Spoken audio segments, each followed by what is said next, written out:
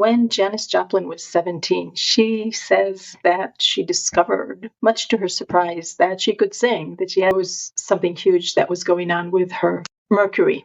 And Mercury is the planet that rules the voice. Before I talk about what happened, I want to look at her karma. South Node in Aquarius. Janis Joplin came into this life with a wound, a soul memory that has to do with Aquarius archetypes. One of the archetypes is the outsider or the exile. Janis Joplin suffered. In high school, she was bullied.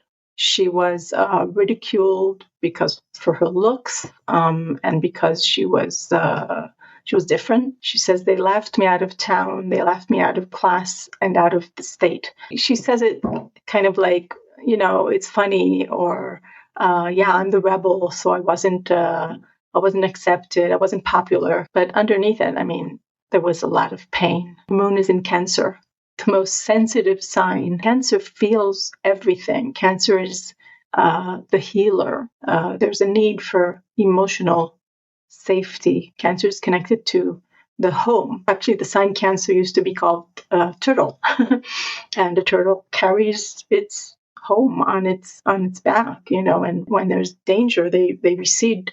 Janis Joplin poured her heart on stage. She loved it, right? But she never really healed that broken heart of hers of being rejected. Now, her South Node is on the Ascendant, and it really resonates with the fact that she was bullied because supposedly she wasn't good looking. And the Ascendant really speaks to the way that you dawn on the world, your style, first impressions. The Ascendant, it's like she was stabbed in the heart just for being who she was. The first house is the house of the self.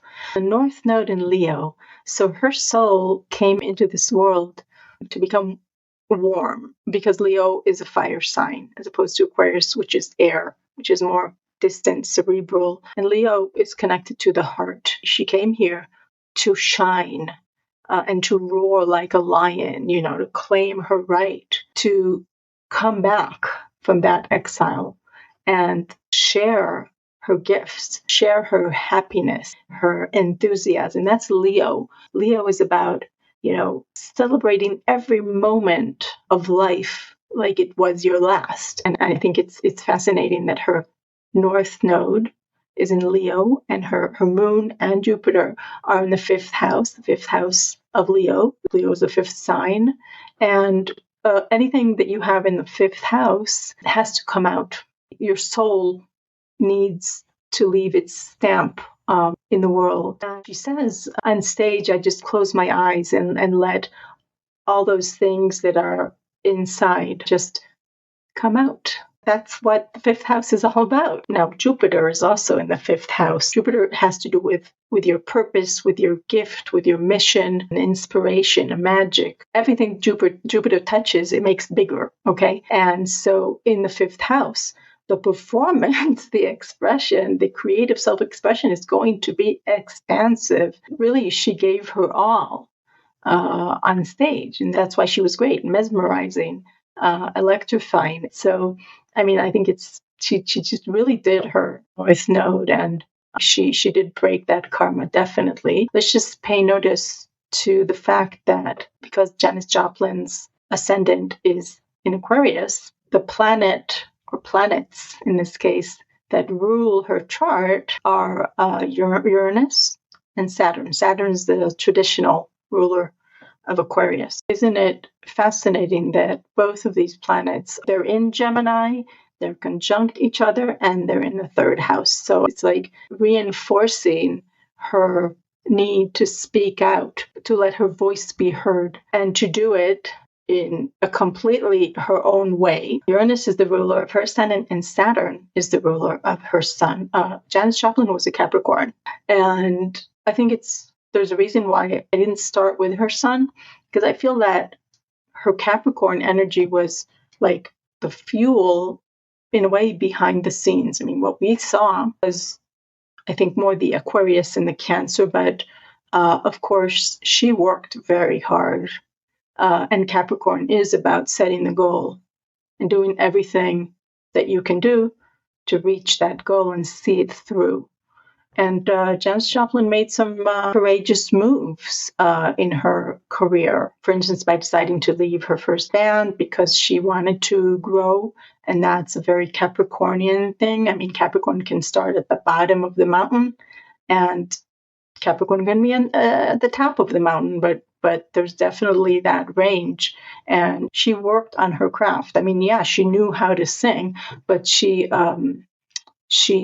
developed her craft, her vision of the singer that she wanted to be. So what happened to Janis Joplin when she was 17 and discovered she could sing? Well, as you can see in her natal chart, her Mercury's retrograde. So I looked at her progress chart, because when you're born with Mercury retrograde, what this means is that your progress Mercury is continuing that path backwards, as it were. Now, Mercury is about, first and foremost, our perception, the mental processing of things. Now, when it's retrograde, the focus of our perception is inward. The orientation is very much about checking in with self. So her Mercury by progression was going backwards, and it went into Capricorn. Then when she was 17, it stationed direct. Okay. And a stationary planet is very, very powerful. So 2 days after her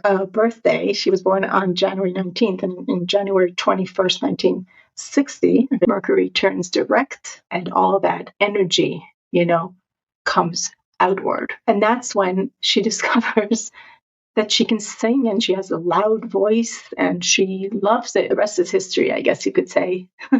Yeah, thanks for listening. See you later.